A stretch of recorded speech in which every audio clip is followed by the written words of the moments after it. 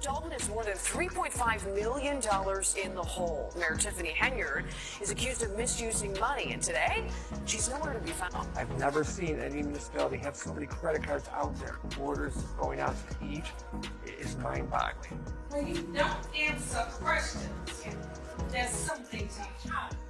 No, Supervisor. We are not. Despite Tiffany Henyard's seemingly carefree demeanor, panic was brewing as more and more people began turning against her in a shocking turn of events. One of Henyard's former trusted assistants came forward, exposing the depths of Henyard's corruption and questionable dealings. This revelation illuminated a web of unethical behavior that sent shockwaves through the community.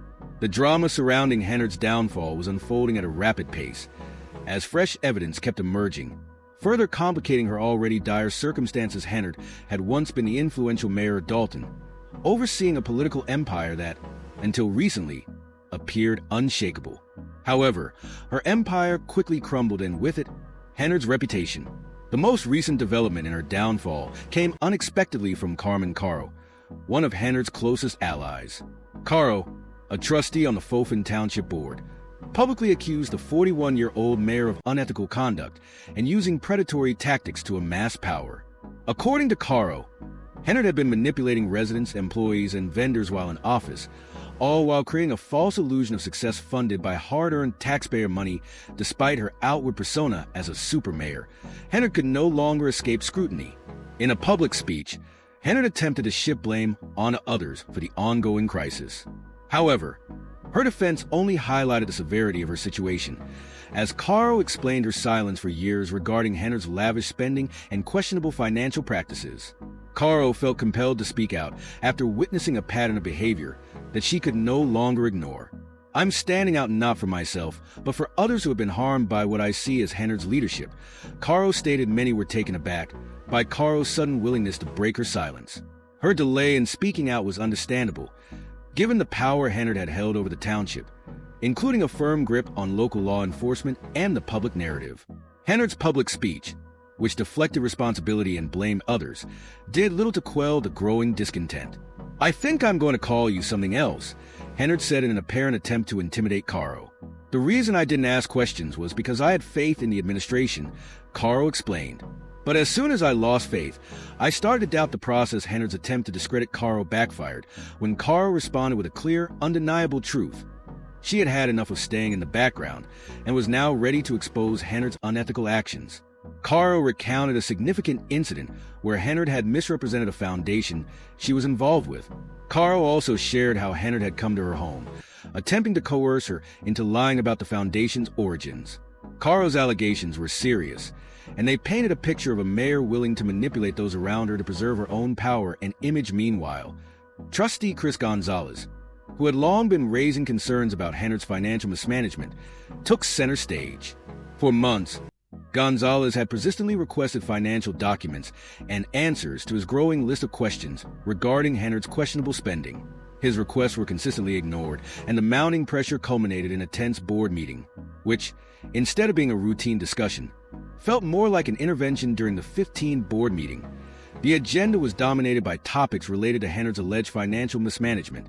The board was prepared to propose several ordinances aimed at curbing corruption, including restrictions on travel expenses, tighter budget controls, credit monitoring guidelines, and a ban on using township assets for personal gain. As the board began debating these measures, it became clear that the pushback against Henyard's leadership was not just political. It was a matter of public accountability. But the most surprising move came when Gonzalez nominated Henyard for a key position on the board. Despite the growing evidence of her corruption, it seemed out of place, given the tense atmosphere, but it turned out that Henyard had applied for the position earlier in the year. The nomination was made just minutes before the midnight deadline, when the board was at a standstill. The message was clear. Henyard's unchecked financial power was coming to an end. The board was determined to stop her from continuing her free reign over the township's resources. This last-minute nomination, which seemed designed to expedite the process, only highlighted the deep divisions within the township. Despite the tumultuous situation, Henyard was still appointed to the position by a slim vote. However, the appointment did little to quell the mounting opposition against her. Instead, it only served to expose how fractured her once solid support base had become as the vote was cast and the decision was made. It became increasingly clear that Henyard's time as mayor was rapidly coming to an end. Her power was eroding, and the walls of her political empire were crumbling around her. Her former allies, including Caro and Gonzalez, had now turned against her, and their public denunciations painted a picture of a leader who had lost touch with the people she once served. The full extent of Henyard's alleged corruption was beginning to surface, and with each new revelation, it became harder for her to maintain her position of authority. What had once seemed like an invincible political career was now in rapid decline, as more and more individuals came forward to share their stories of manipulation, financial misconduct, and unethical behavior under Henyard's leadership. As Henyard's political career continued to unravel, the community remained on edge, awaiting the next shocking development in this ongoing scandal. The drama surrounding Henyard's fall from grace was far from over, and with each passing day, it became clearer that the once powerful mayor would soon face the full consequences of her actions. The Thornton Township Supervisor, how do you feel right now? Oh man, I'm overjoyed. I didn't see it coming.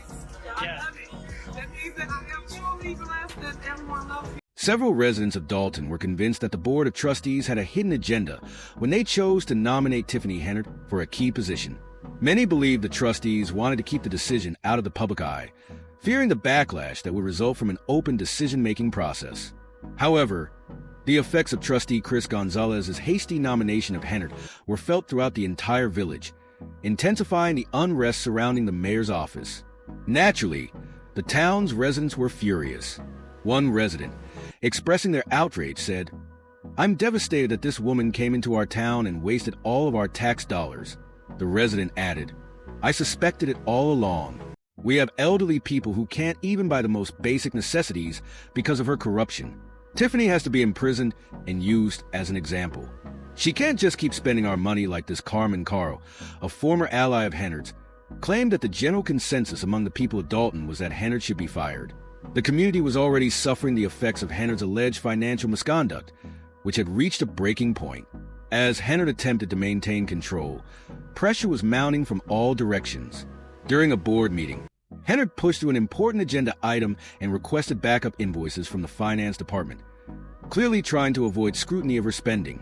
But trustee Chris Gonzalez was not fooled by her actions. In July, Henyard had replaced Keith Freeman, a former employee who had dared to expose her questionable spending, with Keith Price, a loyal ally, without seeking board approval. This move was widely viewed as an attempt to tighten her grip on the township's finances by placing someone she trusted in charge. Gonzalez, however, pointed out that Price had no authority to handle sensitive financial documents without proper authorization. He was determined to ensure that Henyard could not brush the issue aside. Despite the lack of formal procedure, Henyard tried to convince the board that Price's appointment didn't require board approval, even claiming that it had been approved all along. But as the meeting progressed, it became clear that Gonzalez would not allow Henyard to manipulate the situation any longer. When Henyard called for a vote on the invoices, clearly hoping to crush the motion, she was met with resistance. Despite her efforts, Henyard lost this round, signaling a shift in the balance of power. It became evident that her once loyal allies were no longer willing to support her conduct. Henyard was the only trustee to vote against the motion, while Gonzalez and Caro voted in favor of obtaining the invoices. The villagers were eagerly awaiting the outcome of this vote, hoping that it would mark a turning point in their favor. However, the tension in the township remained high, and the battle for control over Dalton was far from over.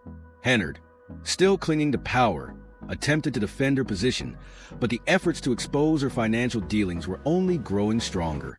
For those who supported the motion, it was a significant step toward uncovering the truth about Henyard's financial mismanagement and questionable practices. Whether Henyard could weather the storm and retain her position was uncertain, but the tide was clearly turning against her in an attempt to regain control of the situation. Henyard called for a special Thornton Township board meeting, hoping to reverse the recent ordinances that had been put in place to curb her unchecked spending. The new regulations required that all expenses be pre-approved, a direct blow to Henyard's careless spending style. When none of the 4 township trustees showed up to the meeting, Henyard reacted angrily. She claimed that these new measures were preventing the township from providing essential services to children and senior citizens. "You thought this was just a way to stop Tiffany Henyard," she said, "but it's really about stopping the services here in Thornton Township." Despite Henyard's anger, it was clear that the boards. About stopping the services here in Thornton Township despite Henyard's anger, It was clear that the board's objective was to ensure accountability and responsibility in spending. The board had imposed stringent new regulations that required all expenses to be pre-approved, which was a significant blow to Henyard's ability to operate without oversight. These regulations made it much more difficult for Henyard to spend freely, and as the board also decided that event budgets would need to be approved before any funds could be spent, Henyard's authority to act independently was further restricted. This left Henyard scrambling to secure approval for several upcoming events, including a Friends of Tiffany Henyard picnic, which was ironically named after her own campaign fundraising committee. Even though Henyard's extravagant spending was increasingly being scrutinized, she wasn't prepared to back down. She tried to defend her actions, asking, "Do I not still provide for you?" However, it was clear that the board and the residents of Dalton were no longer buying into her rhetoric. Henyard's attempts to regain control of the situation only highlighted the growing dissatisfaction with her leadership. The new ordinances and the increasing transparency regarding her financial practices were putting her under mounting pressure. While Henyard's influence had once seemed unassailable, it was now clear that her political empire was crumbling. With every passing day, the resistance against her leadership grew stronger, and the support she once had seemed to evaporate as the battle for control over Dalton continued. It remained uncertain whether Henyard could weather the storm and hold on to her position. The tension in the township was palpable, and the future of the village hung in the balance. The residents, once largely passive, were now actively calling for accountability and change, while the board members who had once supported Henyard were increasingly turning against her. The days of Henyard's unchallenged rule seemed numbered, and it was becoming clear that the people of Dalton were ready to fight for a better future, one where transparency, integrity, and accountability prevailed. Residents of Dalton were furious when Tiffany Henyard claimed that the picnic, a community event held annually, could not take place because the Board of Trustees failed to attend a meeting and vote on it. Henyard tried to portray the situation as a crisis, but Trustee Chris Gonzalez quickly shot her down, reminding her that the true issue was her repeated failure to prioritize the community's needs. He stated, "The supervisor will undoubtedly continue to make it seem like there is a crisis, but if you're going to make those choices and decide to spend money on other things instead of taking care of the kids, that is exactly why we are in this situation," as Henyard's political career continued to nosedive. Gonzalez pointed out that her lavish lifestyle was a distraction from the more pressing scandal surrounding a $200,000 payout to Oak Construction Company, a business with more red flags than a communist parade. This hefty payment was allegedly for window and roof replacements at senior homes, but there was a major catch. There were no definitive agreements or competitive bids for the project. Furthermore, the contract for bribing a Cook County assessor to secure property tax relief was awarded to the owner of Oak Construction, despite the fact that Alex Northeast, the owner, was facing jail time. The company had a notorious history, with connections to tax evasion schemes and a house repair fraud scandal involving a former alderman. Even though Northeast continues to deny any wrongdoing, it was clear that the company's reputation and its connections were deeply questionable. The implications of this transaction were substantial, as it directed taxpayer funds to a company with such dubious credentials. Gonzalez, among others, saw this as another example of Henyard's reckless behavior, which not only wasted money, but potentially jeopardized the welfare of Dalton's senior residents. Henyard's carefully crafted public image, which she had built over the years, was beginning to unravel as federal investigators actively delved into the complexities of the case. As if the financial scandal weren't enough, Henyard found herself further embroiled when another associate was implicated in the growing web of corruption. Liz Lacey, the former deputy police chief of Dalton, was facing serious legal issues. According to the Northern District of Illinois U.S. Attorney's Office, Lacey had been charged with 9 counts of perjury, bankruptcy fraud, and false statements. While this might seem like a plotline from a crime drama, federal authorities made it clear that the unfolding investigation was anything but fictional. The implications of Lacey's actions were profound for Dalton's leadership and integrity. Lacey had been one of Henyard's staunchest allies, and their relationship appeared to be one of mutual benefit. Lacey had exploited the legal system to his advantage, even going so far as to file for divorce from his wife to evade financial obligations, a move that typified the brazen nature of his misconduct amid the scandals plaguing the Henyard administration. Lacey's loyalty to Henyard remained unwavering, even as federal investigations revealed a network of questionable dealings. Both Henyard and Lacey stood accused of using their positions of authority to manipulate police raids for personal gain, leveraging public trust and taxpayer resources to fund lavish lifestyles and pursue extravagant luxuries. The allegations underscored not just financial mismanagement, but a deliberate exploitation of public institutions for private benefit. Federal inquiries also linked Henyard and Lacey to an embezzlement scheme that redirected community resources into their own pockets. The depths of their alleged corruption painted a grim picture of leadership in Dalton, where the boundaries between public service and personal enrichment had blurred to an alarming degree. Amidst the cascading scandals, Henyard faced mounting pressure, with critics accusing her of enabling Lacey's actions and shielding him from accountability. Despite the growing fallout, Lacey continued to vocally support Henyard, raising questions about the extent of their collaboration. Federal authorities suggested that their partnership went beyond mutual admiration, alleging that their misuse of power involved coordinated efforts to divert funds meant for community development and essential services. These allegations of financial impropriety and abuse of authority left the community reeling, grappling with the realization that the trust placed in elected officials had been grossly betrayed.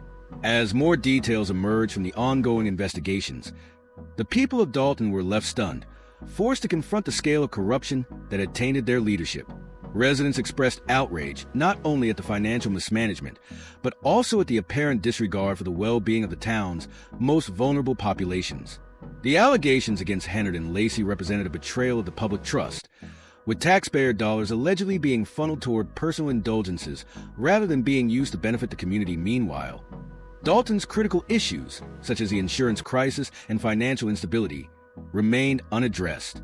These issues were exacerbating the challenges for families who relied on essential services. Each new revelation about Henyard's actions further tarnished her administration, illustrating a pattern of decision-making rooted not in the welfare of the community, but in self-interest. Although Henyard's political career had once appeared promising, her fall from grace was swift and dramatic.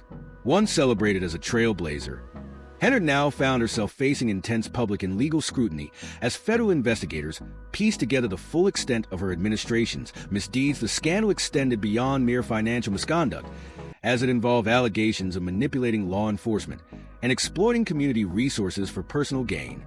If these charges were proven, they would expose deep-seated corruption that had undermined the very foundations of governance in Dalton.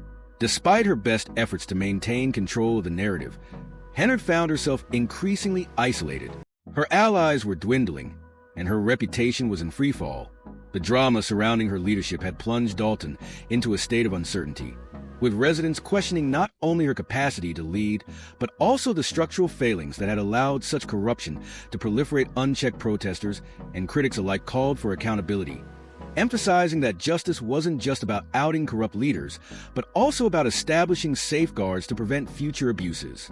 For many residents, the actions of Henyard and Lacey represented more than personal failings. They symbolized a broader betrayal of trust, leaving the community to grapple with the systemic issues that enabled such misconduct. Anger among residents was palpable, with many demanding that Henyard step aside to allow for the restoration of public trust and the implementation of reforms. Despite these demands, Henyard appeared to resist calls for her resignation, holding on to power even as legal battles and public outrage intensified. To be indicted on federal bankruptcy fraud, and the lawyer tonight for Deputy Chief Louis Lacey tells me this is all part of the prosecutor's strategy to get them to. Lacey's defense strategy is increasingly ineffective given his deep involvement in the wrongdoing. It seems his legal team is attempting to portray the situation as part of a larger conspiracy to bring down Tiffany Henyard, claiming that the federal authorities are only pursuing Lacey to build a case against her. However, the indictment against Lacey paints a different picture, highlighting his attempts to conceal his financial troubles. In 2019, Lacey declared bankruptcy after a plaintiff tried to enforce a settlement agreement in which Lacey allegedly still owed $443,000 of a $555,000 settlement. Lacey's financial manipulations continued when he filed for bankruptcy again in 2020. Allegedly to hide his income and evade obligations, Lacey is accused of making false statements to conceal bank accounts and lying about his divorce. His actions have twisted and broken the truth in a blatant attempt to evade scrutiny. As federal charges mount, Lacey could face up to 45 years in prison if convicted. It's clear that the walls are closing in on both Lacey and Henyard, whose connection to these actions only deepens the scandal surrounding her leadership. A 23-year-old South Holland resident recently criticized Henyard's administration, urging Dalton's leaders to promote civic engagement through transparency and good faith. The resident pointed out that Henyard's actions had only undermined the community's trust, with measures supposedly meant to protect the township, but instead harming its residents. You claim you want us to engage and attend these meetings, but based on my experience, it seems like the measures being implemented are hurting the township's residents, the young resident said, referencing Henyard's defense against voters rejecting a mental health referendum that would have increased taxes in Dalton. Another resident responded, stating, "We are not brainwashed. We're fed up with everyone who doesn't stop there. We don't trust you to solve it, but we don't think mental health is essential." Henyard is facing a growing list of lawsuits. One involves her alongside Dalton Village trustee Andrew Holmes, with a lawsuit filed by a Dalton police officer who was a member of Henyard's security detail. In another case, Dalton officials are accused of unjustly refusing a business license for a barber. There's also a lawsuit filed by Dwayne Thrash, a former maintenance manager in Dalton, that has shocked the community. Thrash claims that in 2023, some of his close friends approached him with a plan to replace the school board's attorney with a law firm of their choosing. When Thrash refused to go along with the plan, things quickly spiraled. He was fired while on an unauthorized leave of absence for what he maintains were false charges of poor performance and insubordination. The lawsuit accuses Henyard of multiple violations, including breaches of the First and 14th Amendments. It is astounding that the state has not yet intervened to seize control of the city and township, as the allegations against Henyard continue to pile up.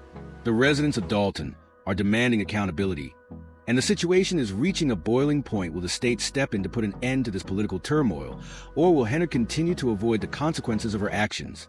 One local resident summed it up, stating, "None of this is normal, and the state of Illinois should be ashamed."